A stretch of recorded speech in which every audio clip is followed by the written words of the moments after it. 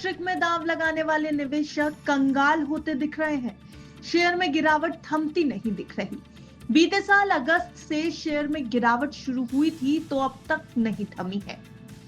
आलम यह है कि शेयर का भाव आईपीओ प्राइस से भी नीचे चला गया है। अगस्त 2024 में शेयर ने 157 रुपए का हाई लगाया था। तब से अब तक ये शेयर 73% गिर चुका है।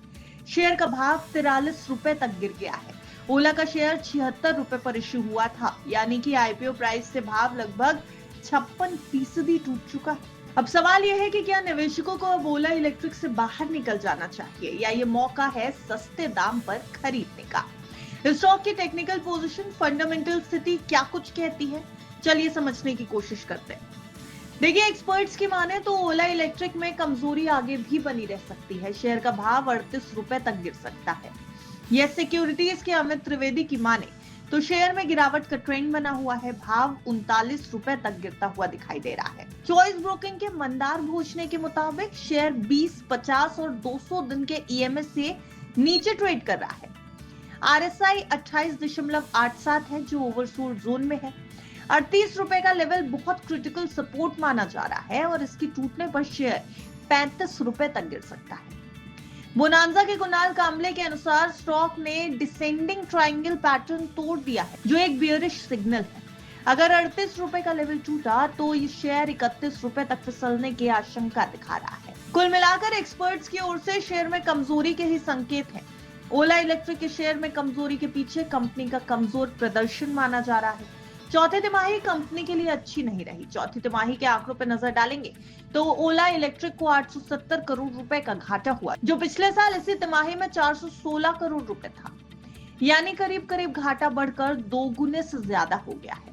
मार्च तिमाही में कंपनी की आय यानी रेवेन्यू भी 61.8% घटकर 611 करोड़ रुपए रह गई। एब्टा घाटा 312 करोड़ से बढ़कर 695 करोड़ हो गया।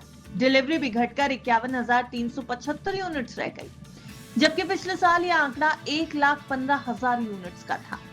कंपनी के एब्टा मार्जिन की हालत भी बेहद खराब है। ऑटो सेगमेंट में -78.6% और कंसोलिडेटेड आधार पर -101.4% मार्जिन रहा है। बड़े निवेशकों का भरोसा भी ओला इलेक्ट्रिक से उठ रहा है। कुछ हफ्ते पहले Hyundai मोटर्स ने 731 करोड़ रुपए के शेयर बेचे, जो कंपनी की कुल हिस्सेदारी का 3.23% था।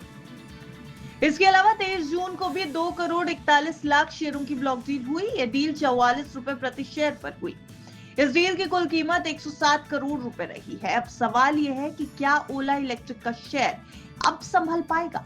ओला इलेक्ट्रिक अभी 3 तरह की चुनौतियों से जूझ रहा है। पहली वित्तीय, दूसरी कंपटीशन और तीसरी तकनीकी संकेत यानी टेक्निकल इंडिकेटर्स। अभी के लिए स्टॉक में कोई पॉजिटिव ट्रिगर नहीं बनता दिख रहा। जब तक फंडामेंटल और टेक्निकल दोनों में सुधार नहीं आता, निवेशकों को इस स्टॉक में सावधानी बरतने की सलाह एक्सपर्ट्स दे रहे हैं।